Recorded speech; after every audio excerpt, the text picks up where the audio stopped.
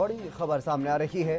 संसद भवन में फिर हंगामा। ये बड़ी खबर, संसद भवन में एक बार फिर से हंगामा देखने को मिला है। लोकसभा की कार्यवाही को कल तक के लिए स्थगित कर दिया गया है। हिंडनबर्ग की रिपोर्ट पर चर्चा को लेकर के सदन में हंगामा देखने को मिला।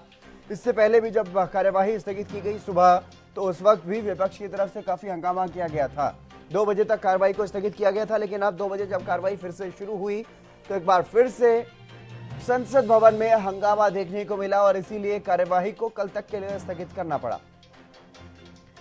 ये बड़ी खबर, हिंडनबर्ग की रिपोर्ट पर चर्चा को लेकर के सदन में काफी हंगामा हुआ और सुबह भी हंगामा देखने को मिला था, तब भी कार्यवाही को स्थगित किया था 2 बजे तक के लिए।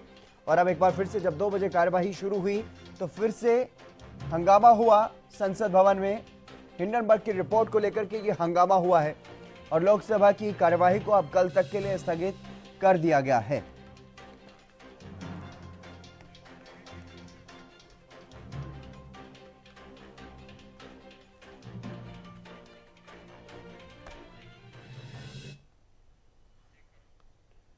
सुशील सिंह हमारे विशेष संवाददाता हमारे साथ जुड़ गए हैं अधिक जानकारी के साथ। सुशील, क्या कुछ जानकारी फिलहाल, क्योंकि सुबह भी कार्यवाही को स्थगित करना पड़ा और अब एक बार फिर से जब दोपहर 2 बजे कार्यवाही फिर से शुरू हुई तो फिर से हंगामा।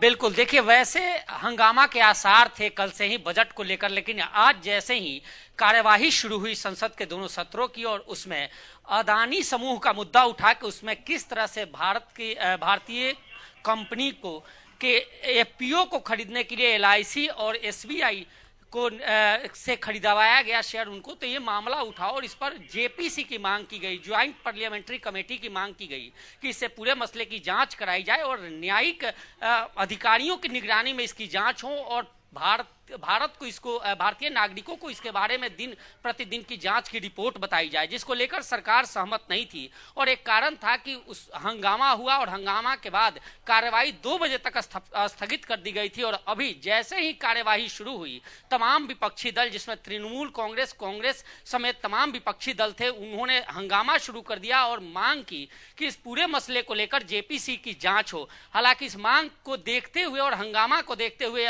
कार्यवाही आज फिर स्थगित कर दी गई, कल तक के लिए स्थगित कर दी गई है और ये पूरा मसला कहीं ना कहीं एक विरोध का बड़ा कारण बनते जा रहा है। जी, क्योंकि लगातार इसी मुद्दे को लेकर के चर्चा चल रही है। आरबीआई ने भी रिपोर्ट मांगी है सभी बैंकों से अडानी समूह को लेकर के, और इस मसले को लेकर के सरकार का क्या कुछ रुख है सुशील? क्या सरकार चर्चा करने के लिए तैयार है इस मुद्दे पर?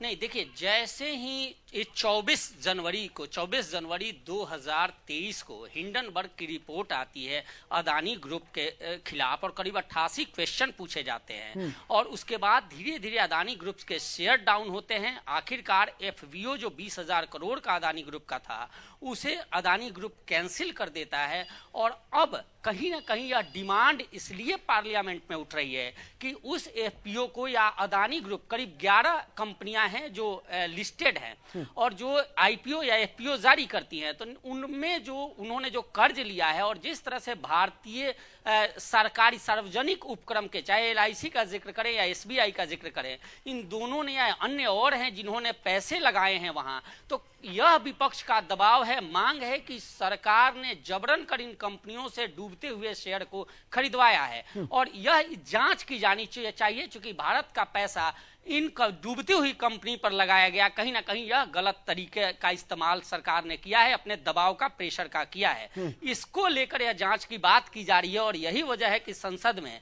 इसकी डिमांड की जा रही है कि यह जांच हो और जेपीसी के तहत हो, ज्वाइंट पार्लियामेंट्री कमेटी जिसे कहते हैं, विपक्ष के लोग भी शामिल उसमें होते हैं और वह जांच हो और जांच न्यायिक अधिकारी अर्थात किसी जज के निगरानी में यह जांच हो और डे टू डे की जो जांच रिपोर्ट है वह साझा किया जाए, मीडिया से साझा किया जाए, ताकि देश के नागरिकों तक सच्ची खबर, इस पूरी जांच की सही तथ्य पहुंच सके, उन निवेशकों तक पहुंच सके जिनका पैसा लगा है। जी, चलिए, तमाम जानकारी देने के लिए बहुत शुक्रिया फिलहाल सुशील। लेकिन हिंडनबर्ग की रिपोर्ट को लेकर के सदन में काफी हंगामा देखने को मिला।